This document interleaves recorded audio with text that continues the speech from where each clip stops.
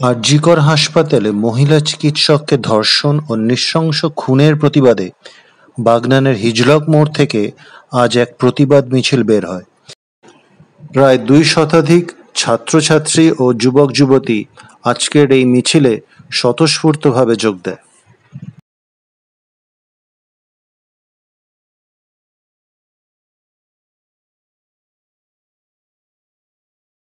আর.জি.করের এই নারকীয় ঘটনার প্রতিবাদে আমাদের কর্মসূচিতে আপনারা সামিল হবেন। আপনারা জানেন দীর্ঘ ১৫ দিন পার হয়ে গেছে, অথচ এখনো পর্যন্ত বৃহত্তম সুবিচার আসেনি। আমরা আশা করছি নিশ্চয়ই আমাদের দেশে